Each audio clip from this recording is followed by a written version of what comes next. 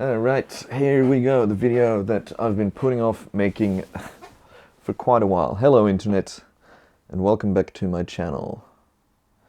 This is not a time-lapse travel or teaching video, and I don't mind if you click away if this is not what you want to see. If you're not into blood or gory stories or scary stuff, then click away, because this won't be the video that you enjoy watching. You won't be having a good time. The reason I'm making this video is because I feel like I owe it to you. I feel like it will help me to talk about this and be, I guess, kind of sharing my story, explaining why I've been so slow and what's been going on and what's been going through my mind, and in the end I think it might be helpful for other people to hear about these struggles, because if it makes one person feel less alone in their struggle, then that would have been worth making this. So, bit of backstory.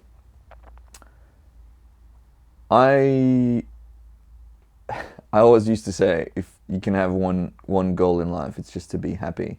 And I always was very, very happy, very content, very motivated and upbeat and optimistic and passionate and energetic and driven to do so many things. But over the last year or so, that all changed. And looking back at how that happened, or when that happened, I think I can pinpoint it to having a burnout at the end of last year, or maybe earlier, from doing too much work, pretty much. Last year was pretty crazy with the amount of travel, you know, China, Vanuatu, all over Australia.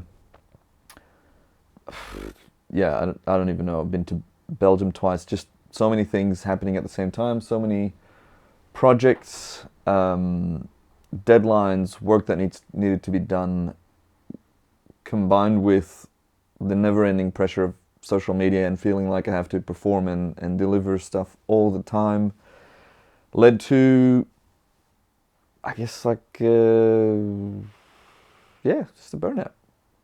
Completely unmotivated, no energy, can't get out of bed, did not feel like spending time with anyone but Amelia. Just, yeah, really bad, really down. So after feeling like that for a while, I went to see I went to my doctor and I'm like, hey, I've been feeling really shit. I hear there's a mental health plan that, you know, is subsidized from the government. I'd like to talk to a therapist or a psychologist or whatever. So we got that going, talked to this psychologist for the first time, filled in a little, you know, checklist test to see where I am on the scale. And she's like, well, you know, you're showing symptoms of mild depression.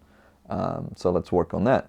So we started working on that, and that was good. You know, basic tips: live healthily, eat good, lots of sleep, exercise, spend time with family and friends, people close to you, do things you like, don't overwork yourself, you know, go outside, go in nature and stuff. But yeah, I started doing that, and it started, you know, it was all right. It went well. Still ups and downs. It's not like, you know, you fix it like that, but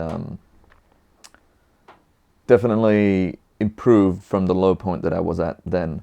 And a lot of that came from exercise, like going to the gym. I'd set myself a goal. I wanted to lose, you know, 10 kilos, and I did. Started feeling really good, gave me so much energy, and I went to the gym almost every day. Yeah, just feeling great, looking much better than I did before. So exercise was a big help for me in my mental health plan, I guess, or in my approach to feel better and get that energy back. Then, like, social media is tricky. I love YouTube. I love making YouTube videos, and I love teaching people to do things. That's obviously what my channel's all about. And maybe this is also educational video. Maybe it'll open up people's minds as to, or eyes to, you know, you can look at someone and uh, it appears like they have everything going for them, which I do, but they can still be very, very sad and unhappy and troubled. So yeah, I don't know if social media is good or bad. It's doing a lot of good things. It's also doing a lot of bad things, I think. And that's shit. I don't really feel guilty because I understand that depression is a chemical imbalance in your brains. And I can't help being depressed. It just happens. It's in my genes. It wouldn't help that I live, 16,000 kilometers away from my parents and my siblings. And there's this never-ending pressure that I've put on me to be, a YouTuber and to do Instagram and to deliver to people and to set up a schedule. And being so involved in social media is just a bit, you're always looking around and seeing what other people are doing and all their successes. And even though I have successes, I've got amazing stories and clients and projects that I'm super proud of. It can still happen. So, I started to really deal with this depression bit, and it went quite well, I have to say. It went so well that I felt like I didn't need to see the psychologist, every week. We spaced it out, a month or more between sessions, and when I went there, I kind of felt like I don't really have use for this. And then things changed. Sadly, for the worse. My great aunt Mish passed away a few months ago, which was really sad, and I couldn't go back to be there with her in those final moments. And my physical health, I have an injury from almost a decade ago, from 9 years ago. Started acting up. Bit of backstory about that, and this is the bloody bit that I was talking about earlier. 9 years ago, I was a student. I was in Spain with my friends at the start of the summer holiday, big summer getaway. We were going to go to Spain for like 2 weeks, and on the first night in Spain, we were going to go out to this club. We drive over, we make some drinks, and I have, I don't know, maybe like 10 friends there, sitting on a beach bed with 2 of my friends sitting to my left. And I remember I had 1 sip of my drink, which was like a whiskey and Coke or something. And 2 guys to my left get up from this beach bed, and because I'm sitting all the way on the right, it tips over. So as I'm falling, I put my hand down on the ground, and on the ground was a piece of glass, a broken bottle. The top of the bottle was turned upside down, and there was these shards just sitting straight up. And I just was so unlucky that as I put my hand down, that piece of glass went straight into my wrist, and cut all of the insides of my wrist, including the artery, the nerve, and a couple tendons. I remember putting my hand down and feeling this strange jolt go through my arm, similar to hitting your funny bone, but different. It's actually the same nerve. The funny bone is actually just your exposed ulnar nerve. And the ulnar nerve is also called the musician's nerve, and it's also the one nerve that everyone tells you not to fuck with, because if you mess that one up, that's bad news. So I completely severed that one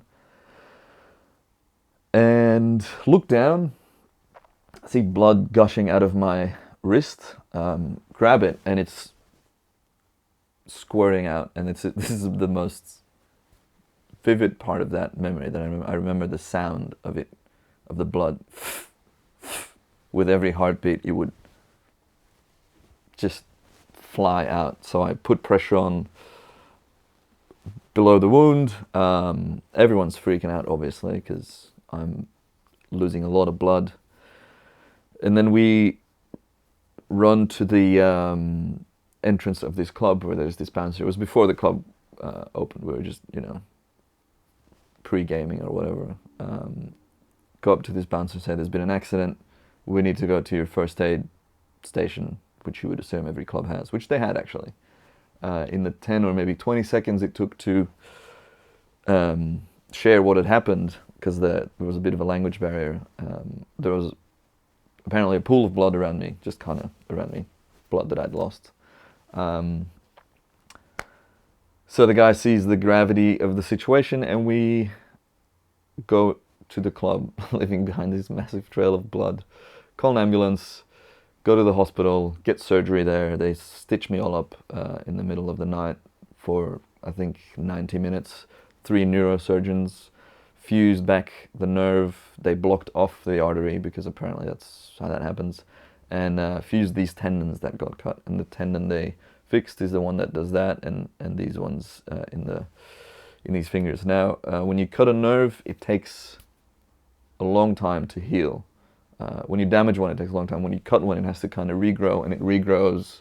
This one goes through your hand, like so, around it, and it branches off into your fingers for all this motion and sensation. Now, when you hit that nerve, when you cut it, it takes a really long time to grow back. So in that time, some of the muscles in my hand had died off by the time the nerve got back to fire signals back to that muscle.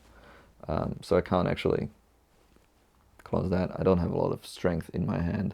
You may have noticed this. I just have a very different physiology in this hand because of a lack of muscle.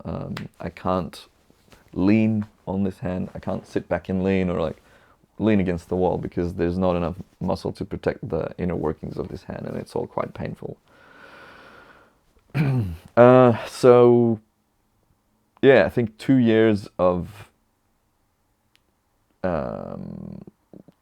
physio and exercises to get fine hand movement, and it healed remarkably well. It helped that I was younger. The fact that I don't have a claw hand, which is this, is remarkable. So yeah, I've been very lucky with that. And for the next 8 years or 7 years after all that, working on getting my hand back to work, it's been fine. I haven't had any issues aside of the lack of strength and the odd nerve pain and stuff, but it's been fine. Now, a few months ago, I was going to the gym quite a bit and really pushing myself and setting goals and more weights and heavier weights, and I must have either pulled something or just put too much stress on my arm and my wrist. And this one spot in my wrist, in the scar, this one little bump, it started being excruciatingly painful. Out of nowhere, pretty much. Like all of a sudden, it was just as if there was a knife sticking up against my skin from the inside, slicing open my skin. Really, like, it literally just feels as if a knife was, slicing it open. And I couldn't move my hand, to the point that I couldn't move my arm, because any movement I did would move the skin, and it's the skin on this side that was just so sensitive and painful, which meant no more exercise and just chronic excruciating pain for weeks on end, which propelled me back into a very sad, depressed state. And it took weeks and weeks and weeks to get better, and it freaked me out, because I had no idea if this meant that I was now going to have to live with that pain, if this was the start of the decline of my hand because of getting older and having used it too much. The fact that this nerve was cut and has grown wild. This nerve, when they stitch it, it keeps growing on the side, because it keeps trying to find where to grow to as well. So that's pretty bad. And so in my head, I'm like, this is it. I've lost my right dominant hand. I can't do stuff with that anymore. So that's a pretty bad disability for a photographer to have. So eventually, after weeks of pain and stress and anxiety, it healed. I saw a surgeon about it. He said we can operate on it, and that was scheduled for the end of November. And then, it was fine. I was just pretty careful with it. Went to Europe, had a great time there, had a really, really awesome time there. But then when I got back here in Sydney a few days later, and this is last week, I must have done a wrong move or wasn't careful enough, and the same pain reappeared out of nowhere, but worse. Not being able to wear sleeves, because pulling the sleeve pulls the skin and cuts the skin from the inside. So straight away, again, just full on anxiety and worrying and just constant worry. Not being able to film, not being able to edit, because using a mouse activates this tendon on which the reason it's cutting my skin is, I think, where they sewed the tendon back, a piece of wire is still sticking out, and that's a worry that I brought up 9 years ago when it happened. I told the doctor in Belgium, like, hey, I feel like there's a piece of wire, and he said, no, that's impossible. That's not a thing. It's like, no, but it feels like it. Like I can feel it flicking back and forth. It's like, no, that's not a thing. And I was very skeptical of his opinion, but he's a surgeon and everyone loves him and he's the greatest guy, and so I trusted him. According to him, it's scar tissue. Now, when I was in Belgium 2 weeks ago, I met up with him again and told him about this recent injury just to get a second opinion. Told him about this recent pain. As I walk in, I don't think he remembered who I was. I explained what's been happening, and the first thing he says is, it's probably a piece of wire left from the surgery. So that kind of shook me. I'm like, wait, 9 years ago you said there's no way it's a piece of wire, and now it's a piece of wire? So that shows me that this guy just doesn't know. And the surgeon here that I went to initially said it's probably a piece of wire, we can operate it, it's not a big deal. The guy in Belgium says don't operate because it's too dangerous. Because if you hit the nerve, you'll lose your hand. Well, the hand will still be there, but functionality might go down heaps. So now I had this dilemma. Do I operate on this old injury to get rid of the pain, which is not a guarantee, with the risk of losing even more functionality in my hand, possibly the majority of functionality in this hand? So that's been on my mind for the last while. Now, the pain recently, up until 2 days ago, has been so bad that I decided to call the surgeon here and ask if how much it would be to go via the private system. So public healthcare here would have covered the surgery at the end of November, which is still 3 months away. But I can't wait that long, so I decided to go ahead with a private one, and that's going to be like close to $5,000, which I can pay. That's fine. It's obviously not ideal, but yeah, that's happening this Friday, which coincides with VidCon in Melbourne, sadly. So I won't be attending. But yeah, this worry of what if it goes wrong is there, and has been quite draining and quite just really bad for my mental state. I feel I'm feeling very tired, and I'm feeling quite bad about not delivering. I've got Patreon set up, and I've been not really doing much for Patreon recently, which makes me feel guilty, as well as the other channels, and I've got people messaging me like, when's the new video coming out, blah blah blah. But yeah, this is what's happening now. So I'm waiting till Friday to get this surgery that I'm really fucking nervous about, because I don't know what's gonna happen, and it's not like I can go by the doctor's advice, because there's just super conflicting opinions on what's happening and what will happen. And yeah, that's me. That's what's been happening with me recently. So yeah, you can see how that that whole physical injury thing and the lack of exercise enables more of the bad thoughts and the depression and anxiety to creep in and to not help me with making things. So I guess the reason I'm making this video is to fill you guys in. I wish I had a happier ending. I wish I could end on a happy note, but I want to make this video and just get it out there. And you know, as I said at the start, if it helps one person to feel less alone, if you are struggling with something, don't feel guilty about it. It's normal to feel depressed. There's, you know, it's out of your control. Depression's not something that you can just say no to or ignore. It is a chemical imbalance in your brain, and it needs work to be fixed. It's not that easy. It's not like you can... People that are ignorant of depression and anxiety, which are often linked, aren't helpful at all when they say stuff like, just snap out of it, just be grateful for what you have, just, you know, just stop whinging.